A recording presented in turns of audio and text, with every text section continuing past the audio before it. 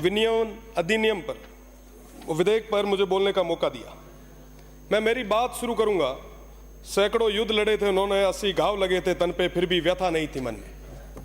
उन लाइनों से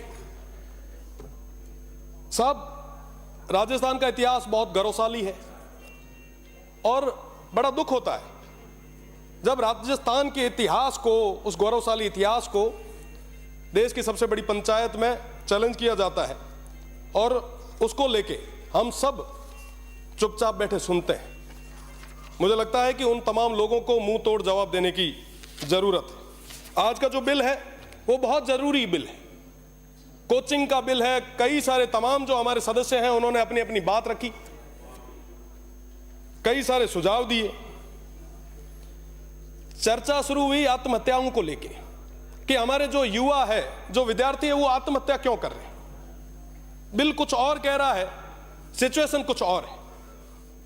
आत्महत्या इसलिए हो रही है क्योंकि आज के समय में उन विद्यार्थियों पे, उन युवाओं पे, उन बच्चों पे जबरदस्ती वो तमाम चीजें थोप दी जा रही है। इसमें गलती किसकी?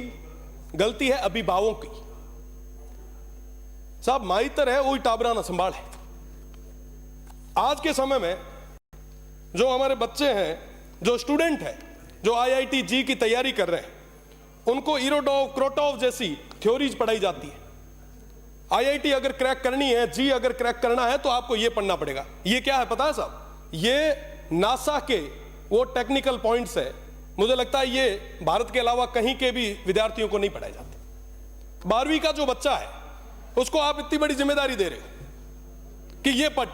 भाई 99.9 परसेंटाइल नहीं हुई तो भैया सिलेक्शन नहीं होगा। अरे सिलेक्शन नहीं हुआ तो अपने रिश्तेदार क्या कहेंगे? वो रिश्तेदारों को खुश करने के चक्कर में अपने बच्चों की बलि चढ़वा देते हैं। हम आरोप लगा रहे हैं कोचिंग इंस्टीट्यूट पे। निश्चित रूप से कोचिंग इंस्टीट्यूट में तमाम व्यवस्थाएं सही होनी चाहिए, पूरी फैसिलिटीज मिलनी चाहिए, पर साथ ही साथ मेंटल हेल्थ की भी बात बहुत ज्यादा जरूरी है। आज के समय में जो 12वीं के बच्चे हैं वो हंसना भूल चुके हैं। हमारे सबके घर में बच्चे हैं, हम सब जाते हैं, देखते हैं जो कोचिंग इंस्टीट्यूट में जो तैयारी कर रहे हैं उन पे इस लेवल का भार रहता है कि वो परिवार के साथ में बैठ ही नहीं पा रहे। ये कंपटीशन का युग है। आज के समय में लगभग 10,000 में से जाके 100 जनों का सिलेक्शन होता है और उन पर इस तरीके का प्रेशर डाल दिया जाता है जिसकी वजह से वो ऐसे कदम उठा रहे। साहब, मुझे लगता है कि इसके लिए हमें नींवों को मजबूत करने की ज्यादा जरूरत है। नींव कैसे? आज के समय में हमारे जो स्कूल्स हैं उसके अंदर क्या हम सही तरीके से वो व्यवस्थाएं दे पा रहे हैं?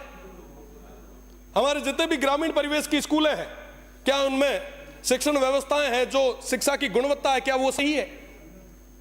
आपको मैं अगर मेरे शिव की ही बात करूं तो 11 विद्यालय ऐसे जहां पे अध्यापक ही नहीं है, पंचायत सहायकों के भरोसे चल रहे हैं। 42 विद्यालय ऐसे हैं जहां पर एक अध्यापक के भरोसे चल रहे हैं। 200 विद्यालय ऐसे हैं जिनमें सिर्फ 2 ही अध्यापक हैं। और फिर हम बात कर रहे हैं साहब कि बेहतर शिक्षा हमारे विद्यार्थियों को मिले। अगर मैं ग्रामीण परिवेश की बात करूं, मैं बाड़मेर, जैसलमेर और बालोतरा की बात करूं, तो आजादी के बाद जाके अब वहां पे कॉलेजेस खुली है और उन सब कॉलेजेस में एक स्टाफ है। फिर हम सब उम्मीद करते हैं कि साहब हमारे बच्चे जो हैं वो IIT में जाए, UPSC में जाए, बड़े पद पे जाए। फिर उनको कहते हैं कि साहब हम कैसे भी करके आप सेलेक्ट हो। सब उन बच्चों की नींवों को ही हमने कमजोर कर दिया है। अगर वाकई चाहते हैं कि साहब बेहतर हमें परिणाम मिले तो उनकी नींवों को मजबूत करने की जरूरत है। कोचिंग इंस्टीट्यूट की बात चल रही है। कई सारे हमारे जो माननीय सदस्य थे उन्होंने कहा कि साहब कोचिंग इंस्टीट्यूट जो है उन पे ये कर दो, वो कर दो। आप करें, आप नियंत्रण रखें। नियंत्रण बहुत ज्यादा जरूरी है। साथ ही साथ जो आम विद्यार्थी है उसकी फीस को लेके, कोचिंग इंस्टीट्यूट्स की फीस को लेके चर्चा बहुत ज्यादा जरूरी है और एक लिमिट बहुत ज्यादा जरूरी है। पर साहब अगर आपने राजस्थान की कोचिंग इंस्टीट्यूट्स को बंद कर दिया तो ये सारे बच्चे वहां राजेंद्र नगर, मुखर्जी नगर जाके धक्के खाएंगे। वहां के हालात जाके देखो आप साहब, 4x4 मीना पग ही लांबा को नहीं इतनी जगह रही है, और वहां पे हमारे जाके बच्चे परेशान होंगे। साहब आप अधिनियम लाएं, विधेयक लाएं, सब चीजें करें, पर साहब मेंटल हेल्थ को लेके कोई ना कोई विशेष कदम हमें उठाना होगा। बच्चों को इस तरीके से प्रेशर जो ये कर रहे हैं, ये प्रेशर कहीं ना कहीं कम होने की ज्यादा जरूरत है। और सबसे बड़ी चीज तो मैं हाथ जोड़े थोरो करूंगा तमाम रिश्तेदाराना, जो कहीं ना कहीं बच्चे पे एक तरीके से प्रेशर होता है कि साहब रिश्तेदार क्या कहेंगे, वो क्या कहेगा, तो निश्चित रूप से काउंसलिंग की बहुत ज्यादा जरूरत है। साथ ही साथ हमारे यहाँ के कंपटीशन की बात करें, लगभग 50 लाख बच्चे हर साल तैयारी करते हैं, 1 लाख से 1.5 लाख के आसपास की नौकरियां आती है। बाकी सारे विद्यार्थी जो है वो कहीं ना कहीं डिप्रेस्ड होते हैं। अगर मैं मेरी ही बात करूं, मैं साइंस में 12th करके आया, बायो में 78% थे, डॉक्टर साहब वगैरह सब बिराजे हैं। मुझे भी किसी ने सलाह दी, परिवार को भी कहा कि साहब डॉक्टरी करवा दो।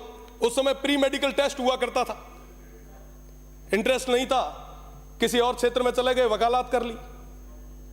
तो निश्चित रूप से कहीं ना कहीं जो आसपास की एक लॉबी है वो उस विद्यार्थी को यह भी नहीं पूछते कि साहब आपको जाना किस और है। तो निश्चित रूप से इसके लिए भी अपने को विचार करना पड़ेगा, और साथ ही साथ अभिभावकों से विशेष निवेदन करना पड़ेगा कि साहब बच्चों को आप वो जिस और जाना चाह रहे हैं उस और भेजो, उस पर दबाव ना डालो। इसके बारे में हमें चर्चा भी करनी पड़ेगी। आसपास हम सब लगभग 200 के 200 जो यहाँ पे चुन के आए हैं, अपने अपने क्षेत्र में सब अपना प्रभाव रखते हैं। निश्चित रूप से अगर वो क्षेत्र में जाके इस तरीके से कहेंगे तो उसका एक अलग ही इफेक्ट भी आएगा, हमें परिणाम भी मिलेगा। आज के समय में जो कोचिंग इंस्टीट्यूट्स में या कंपटीशन एग्जाम में जो तैयारी कर रहे हैं, उनमें हर 10वां बच्चा डिप्रेशन का शिकार है। उस डिप्रेशन को कम करने के लिए हमें कई सारी चीजों पे काम करने की जरूरत है। साथ ही साथ ये जो बिल आया है, विधेयक जो आया है, निश्चित रूप से हम अधिकारियों को बहुत ज्यादा ताकतें दे रहे हैं। अगर इस तरीके से लाल फीताशाही हावी हो गई, सब आप कह रहे हैं कि कोचिंग इंस्टीट्यूट्स के ऊपर सर्वे भी ये करेंगे, निरीक्षण भी ये करेंगे, उस कमेटी के जो अध्यक्ष होंगे वो भी कलेक्टर होंगे। मेरे से पहले नसीराबाद से आने वाले माननीय सदस्य ने कहा कि साहब कलेक्टर लगभग 30 से 40 कमेटियों के अध्यक्ष होते हैं, वो किस किस चीजों का ध्यान रखेंगे। तो निश्चित रूप से ये बहुत बड़ी चीज है और इन तमाम चीजों के बारे में हमें सोचना होगा। आज के समय में ये जो स्थितियां परिस्थितियां बन रही है, हम सभी के लिए बहुत ही चिंता का विषय है। इस तरीके से अगर हम युवाओं पे दबाव बनाते गए तो आने वाले समय में मुझे लगता है कि हम हमारी क्वालिटी को पूरे तरीके से खत्म कर देंगे।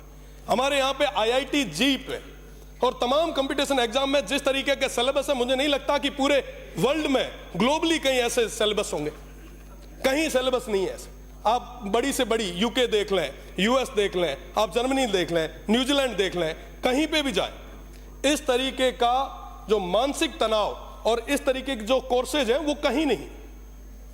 आज के समय में अगर बात करें हम कोचिंग इंस्टीट्यूट्स की, तो अभी चर्चा चल ही रही थी, उसी का विधेयक है। तो मैं अगर कोचिंग इंस्टीट्यूट की बात करूं तो वो एक विकल्प है।